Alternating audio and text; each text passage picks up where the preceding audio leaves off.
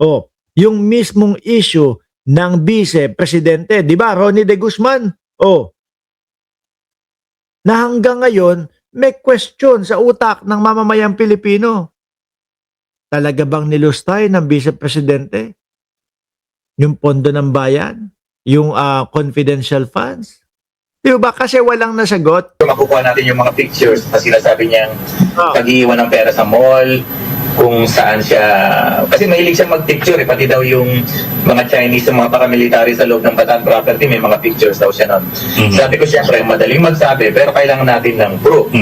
Kaya lang masyadong mabilis yung pagkakataon ngayon, yung phone is still in the custody ng RTC. Pero pag pumasok na siguro dito yung issue ng national security, baka masakpi na yan, ma-forensic yan at makita talaga natin kung sino mga ka-text niya, kung kanino mga numbers ang nandoon. Ang sinasabi niya, lahat nitong mga sinasabi niyang mga numbers na to ni former President Duterte, naka-save sa kanya yan.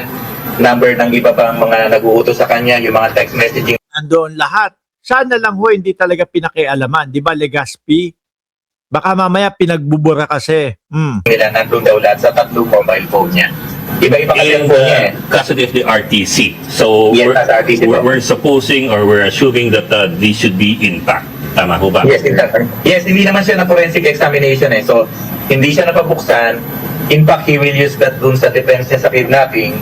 And siguro kung talagang magkakaroon ng opportunity, masakpi na yan, ma-forensic examine niya, makikita daw natin lahat doon ng mga sinasabi niya, doon sa mga lakad niya na madalas siya mag-take ng picture talaga sa mga operation niya.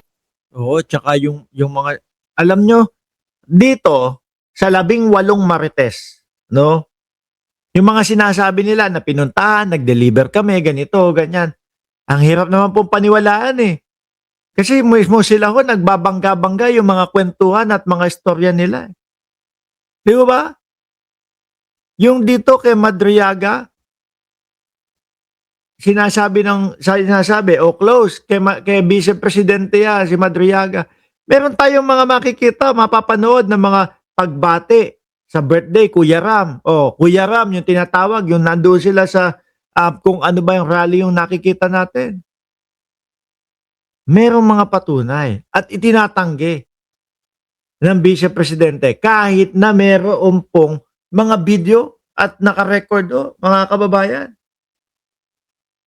Ganun kabigat yung Ramil Madriaga. Kaya ho siguro, yung sinasabing ipinapatira sa loob mga kababayan, baka totoo nga ho yun. Ngayon, eto, meron pa silang isang nakikita. Ano po? Meron pa silang isang nakikita, mga boss chipamo, sir, na hindi naman daw dapat, no, maging lawyer ni Sara Duterte. Etong sila Michael Poa. Ano sila hindi mga ordinaryong abogado yung Mr. Michael Poa and Mr. Reynold Monsayak. No? Si Mr. Monsayak ay pinakalanan ni Secretary Gloria Mercado in previous proceedings na nag-attempt to influence a procurement process sa Department of Education. And secondly, nababanggit din siya doon sa Madriaga affidavit. No? So, we don't want to find ourselves in a situation na Sabi ni Ma'am Nenita Umali, sana nga sa kasinungalingan si Sara takot kay Madriaga. sinasabi po ng mga abogado po ito, yung tinatawag pong lawyer-client privilege. Pagka tinatanong sila sa mga bagay relating to the actual work in the Department of Education and the OVP. Kasi for example, kasi Mr. Poa, mataas na official ho yan in DepEd and OVP. So, ibig sabihin, by rejecting the entry of appearance, talagang we are considering them mainly as witnesses and resource persons on the impeachment grounds. Pero gano'n po ba, pag ang resource person, can you remind me, Kong Terry, paalalahan niyo po ako, nasa rules ba yun na kapag ang resource person o ang witness ay kinukonsiderang gano'n nga, ay hindi sila pwedeng tumayong abogado?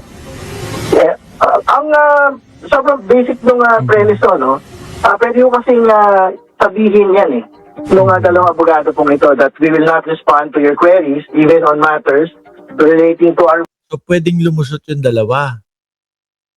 Siguro baka yun yung diskarte nila. O ikaw, mag-abogado ka para yung mga ibang mga katanungan ay mailigtas natin. Baka ganun. work as DepEd and OVP officials because we are representing the Vice President. Para ganon. So, ano ko yan, we will not fall into that dilemma by allowing the entry of appearance of these two lawyers. So ang pagpapasyang ito ay manggagaling sa komite mismo, Kong Terry.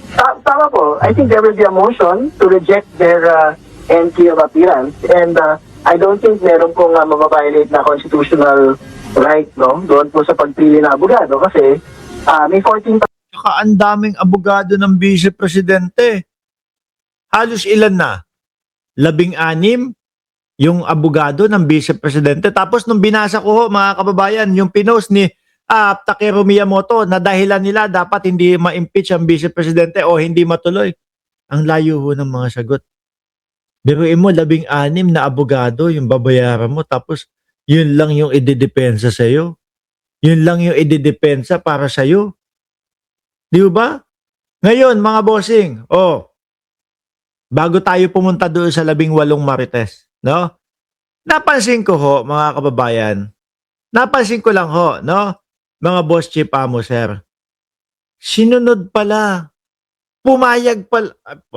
Sinunod? Ano ba pinakamagandang word dyan? Wish granted pala si dating Pangulong Duterte sa ICC. Ano yun, Mark? Palalayain? Nako, ito po yung balita. Hindi ho palalayain, no?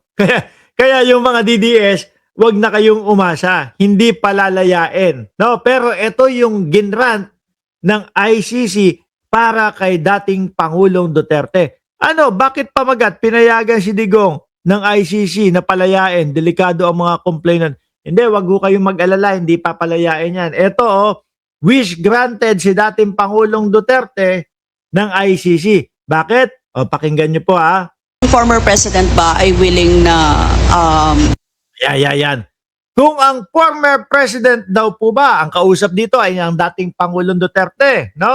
yung former president ba ay willing na mag-cooperate sa investigation sa ICC? Kaugnay dito? Ito ho, mga kababayan, ay nung panahon po ng ang dating Pangulong Duterte ay nasa Pilipinas pa. Ito ho, nung panahon, mga boss chief amo, sir, na binubwisit, inaasar, no? At lagi tayong sinasabihan ng mga DDS na ano na, sabi nyo lagi, makukulong. Ganon yun lagi nilang sinasabi sa atin. No?